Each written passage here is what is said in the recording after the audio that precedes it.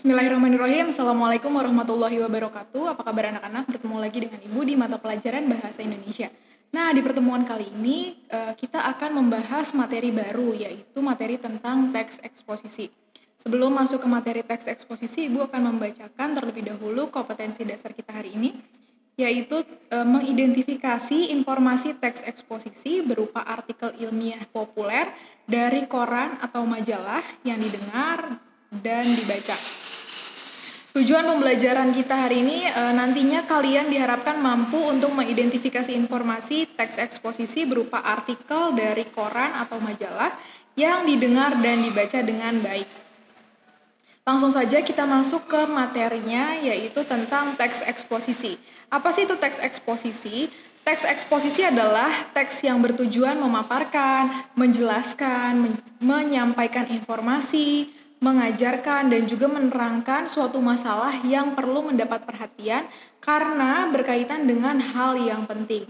Jadi misalnya ada teks eksposisi yang berjudul kecanduan gadget atau gawai pada anak. Nah, topik ini dirasa perlu untuk disampaikan, diinformasikan kepada halayak karena butuh perhatian khusus untuk menyampaikan bahwa betapa bahayanya kecanduan gadget atau gawai terhadap anak-anak. Jadi ini informasi atau pemberitahuan gitu ya terhadap orang tua dan juga anak-anak bahwa gawai atau gadget ini sangat berbahaya ketika seseorang sudah mulai kecanduan. Contohnya seperti itu. Dan biasanya teks eksposisi ini disajikan secara objektif, singkat, jelas, dan padat. Mengapa? Karena tujuannya tadi untuk memberikan informasi tentang suatu hal yang dirasa penting. Oleh karena itu teks eksposisi disajikan dengan cara yang singkat, jelas, dan padat supaya pembaca mudah menyerap informasi atau menerima informasi yang disampaikan oleh penulis melalui sebuah teks eksposisi tentang topik yang dibahas. Kemudian teks eksposisi juga biasanya dilengkapi oleh informasi berupa gambar, grafik, diagram, dan juga tentang fakta-fakta dari topik yang dibahas di dalamnya. Kenapa?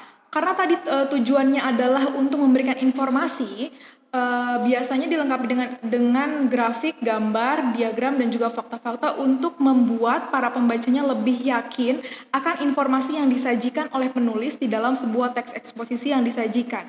Karena memang teks eksposisi ini kan disajikan untuk memberikan informasi dan juga pengetahuan kepada para pembacanya tentang suatu topik. Jadi harus diberikan bukti-bukti yang valid atau yang dapat dipercaya supaya pembaca paham betul tentang masalah-masalah yang disampaikan di dalam sebuah teks eksposisi yang disajikan. Seperti itu. Selanjutnya ada ciri umum dari teks eksposisi. Yang pertama, jadi ada 5 ciri umum teks eksposisi, kita bahas satu persatu. Yang pertama, teks eksposisi ini berisi pendapat, gagasan dari penulis tentang suatu topik pada bidang tertentu. Jadi di awal sebuah teks eksposisi ini biasanya penulis menyajikan atau mencantumkan gagasan-gagasan ataupun pendapatnya tentang topik yang dibahas. Misalnya tentang kecanduan gawai atau gadget pada anak. Nantinya penulis akan menyajikan pendapatnya tentang kecanduan gadget atau gawai pada anak sebelum akhirnya nanti memberikan fakta-fakta di dalamnya. Kemudian ciri umum yang kedua yaitu bersifat objektif dan bertujuan untuk menambah pengetahuan para pembaca. Bersifat objektif ini intinya adalah tidak dipengaruhi oleh unsur apapun. Jadi memang nyata sesuai dengan apa adanya. Sesuai dengan fakta di lapangan seperti apa. Jadi semua data-datanya disajikan apa adanya. Jadi bersifat objektif. Dan tujuannya untuk memberikan pengetahuan para pembaca. Yang ketiga yaitu dilengkapi penjelasan tambahan seperti gambar, angka, grafik, atau bagan sebagai ilustrasi dan juga fakta-fakta berdasarkan topik yang disajikan. Ini tujuannya adalah untuk memperkuat gagasan atau pendapat penulis yang disajikan pada awal teks eksposisi tadi. Kemudian ciri umum yang keempat, yaitu menggali ide penulis melalui proses analisis dan juga sintesis. Jadi ketika si penulis membuat suatu karangan berupa teks eksposisi, itu tidak asal menulis, artinya karena teks ini bertujuan untuk menambah pengetahuan dari pembaca, tentunya penulis Sebelum melakukan penyajian atau penulisan sebuah teks eksposisi harus melakukan analisis terlebih dahulu tentang kasus ataupun topik yang akan dibahas di dalam sebuah teks eksposisi. Tadi ya Ibu beri contoh tentang kecanduan gawai pada anak. Si penulis harus melakukan analisis terlebih dahulu, melihat apakah banyak kasus kecanduan gawai pada anak, baru nantinya si penulis bisa menuliskan data-data yang didapatnya di dalam sebuah teks eksposisi untuk memberikan pengetahuan kepada para pembaca tentang kasus atau topik yang dibahas. Kemudian ciri umum yang terakhir yaitu dilengkapi dengan kalimat penutup yang ditandai dengan penegasan. Ingat ya, penegasan, bukan berupa ajakan atau permintaan dukungan. Jadi di akhir paragraf teks eksposisi ini diakhiri dengan kalimat penutup berupa penegasan tentang topik yang dibahas. Kita lanjut, ada 4 unsur teks eksposisi. Yang pertama yaitu judul. Judul ini berfungsi untuk mengarahkan perhatian dan memaparkan isi teks secara singkat kepada pembaca.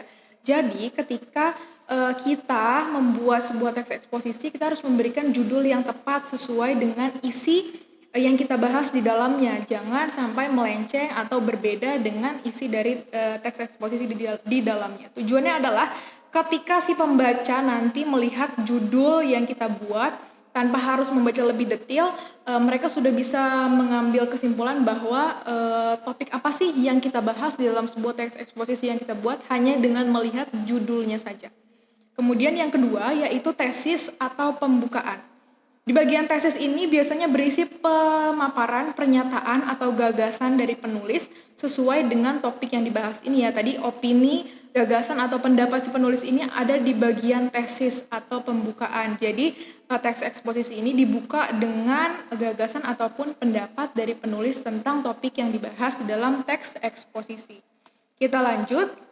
Setelah tesis ada bagian argumen atau isi. Nah di bagian isi ini mulai disajikan alasan pendukung untuk memperkuat pernyataan penulis yang ada di bagian tesis.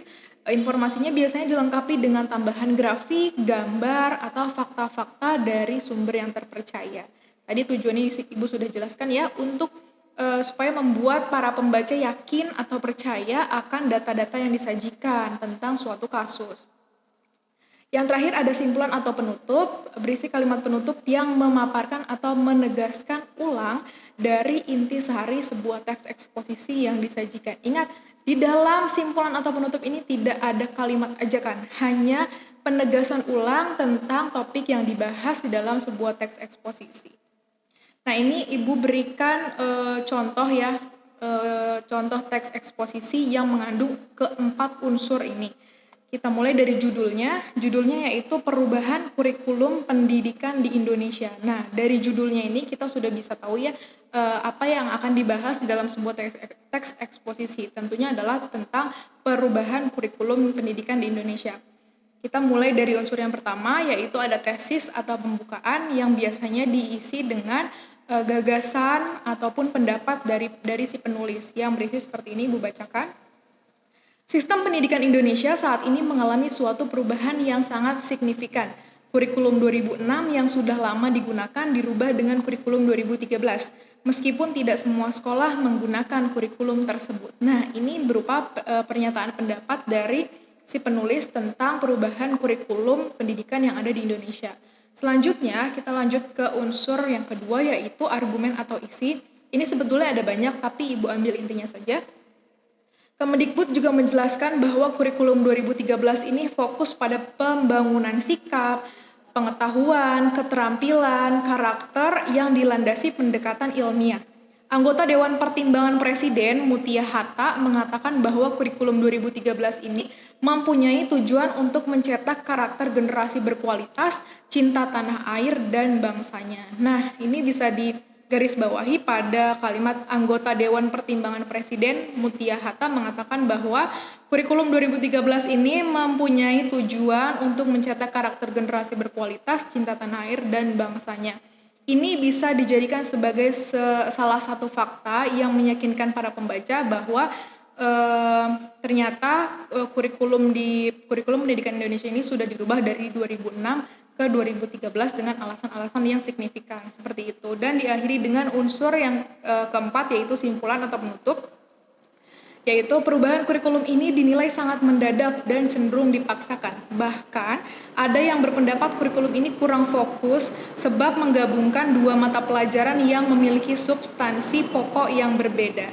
Jadi di akhir teks eksposisi ini ditutup dengan sebuah kalimat penegasan, bukan kalimat ajakan. Jadi ditegaskan kembali bahwa memang perubahan kurikulum yang ada di Indonesia ini dinilai cukup mendadak dan juga cenderung dipaksakan seperti itu. Jadi diingat di akhir itu berisi kalimat penegas, bukan kalimat ajakan atau kalimat lainnya seperti itu ya. Jadi ini adalah salah satu contoh teks eksposisi yang singkat yang mengandung keempat unsur teks eksposisi, yaitu judul, tesis ataupun pembukaan, argumen atau isi, dan juga simpulan atau penutup. Seperti itu. Mudah-mudahan kalian dapat menangkap materi ini dengan baik. Setelah ini kalian bisa mengerjakan tugas yang Ibu berikan. Kurang lebihnya Ibu mohon maaf. Wabillahi taufiq wal hidayah. Wassalamualaikum warahmatullahi wabarakatuh.